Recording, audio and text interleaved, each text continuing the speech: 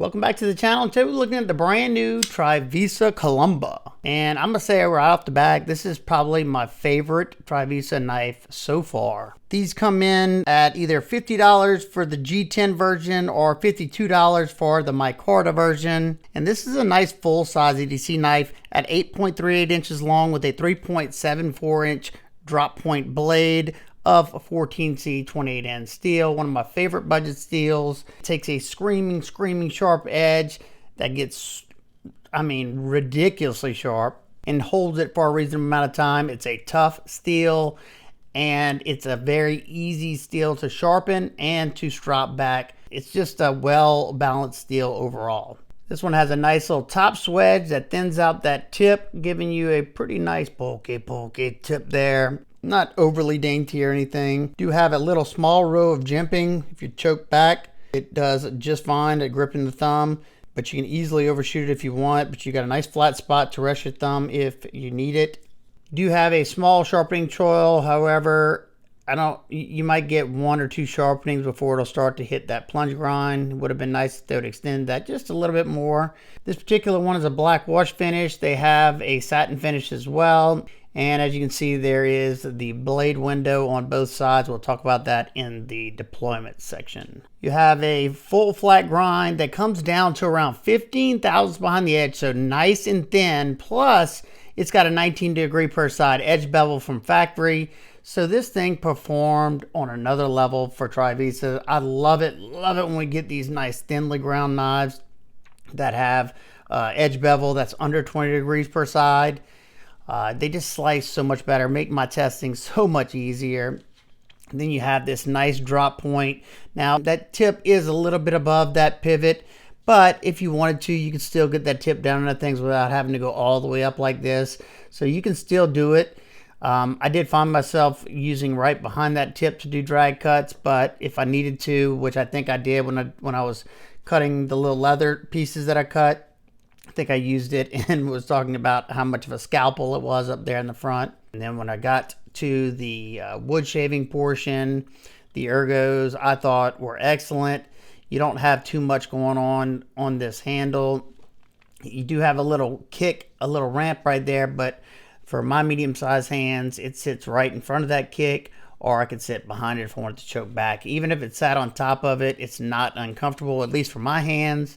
And being that you have that little bit higher of a tip, you're going to have a little bit higher of belly. So, of course, cutting on a flat cutting surface was a breeze.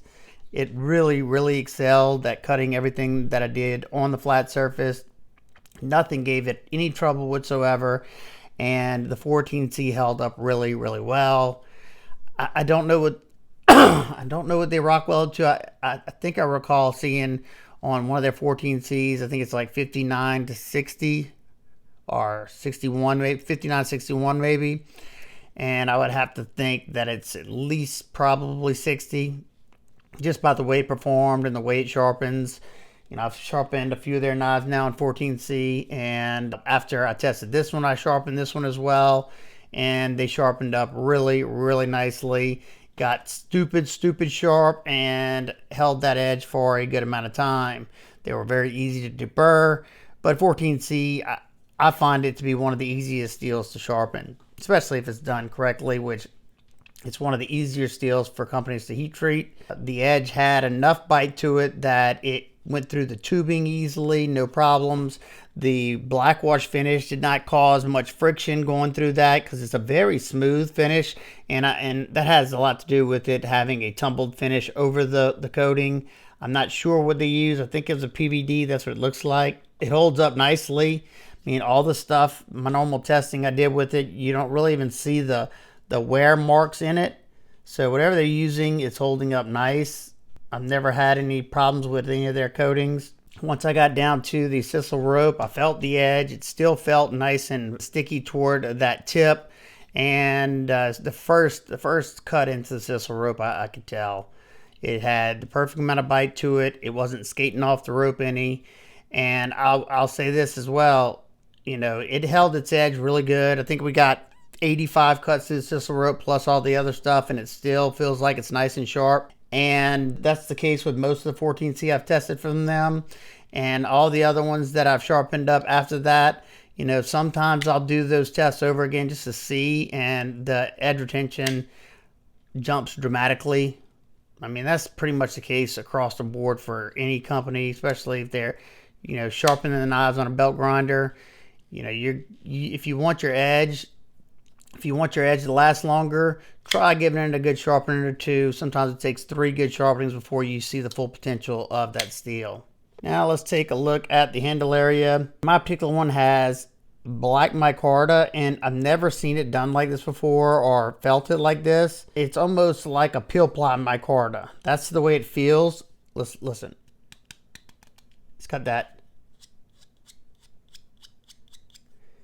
I mean, I can kind of see a little bit. I don't know if it's just the mold that they had it in, but I like it. You know, I usually like the furry micarta feeling, but as far as grip goes, this one grabs the finger. I mean, very, very good. And I don't think it looks bad either. Flat scales with some nice chamfers going all the way around. They knocked off all the edges, so there's no hard edges on here. It was very comfortable throughout all my testing.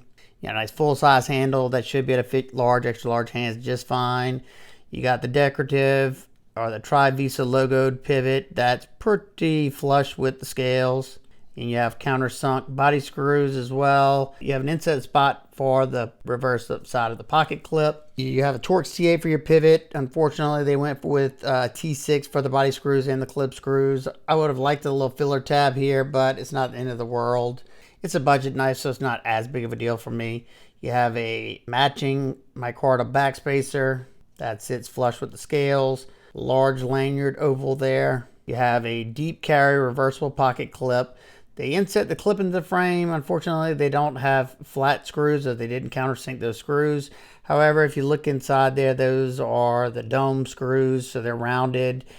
I had no issues with it catching my pocket at all. The knife completely disappears in the pocket, as you can see, and it holds it nicely. It hugs the side of the pocket.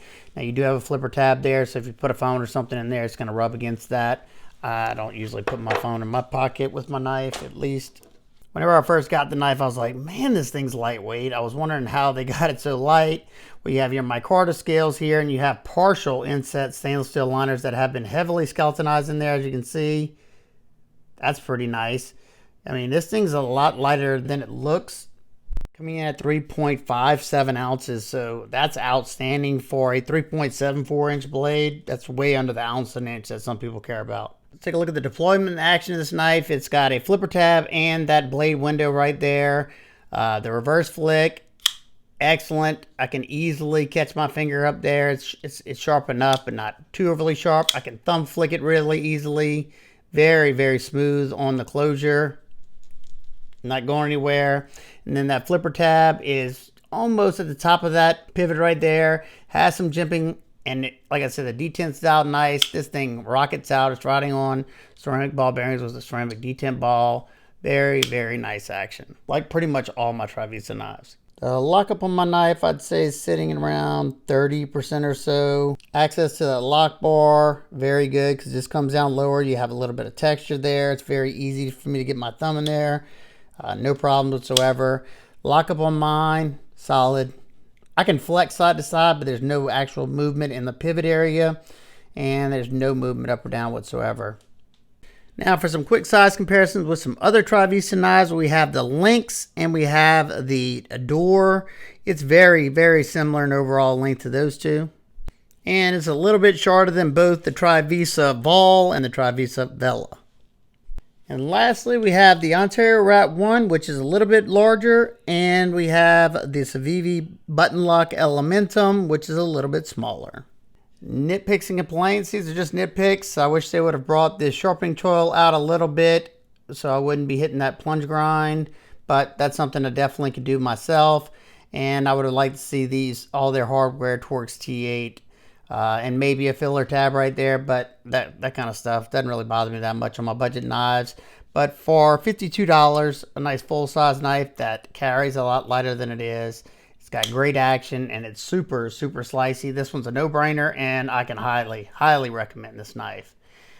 If all blacked out isn't your thing, there's, I think, gray G10 with a satin blade, and there's one other one right now. So I will have links down in the description. They are affiliate links, so if you want to help support what I do here on this channel, that is one way to do so. But don't feel obligated. All right, guys and girls, hope everybody's having an absolute amazing day. I will see y'all on the next one. Hey,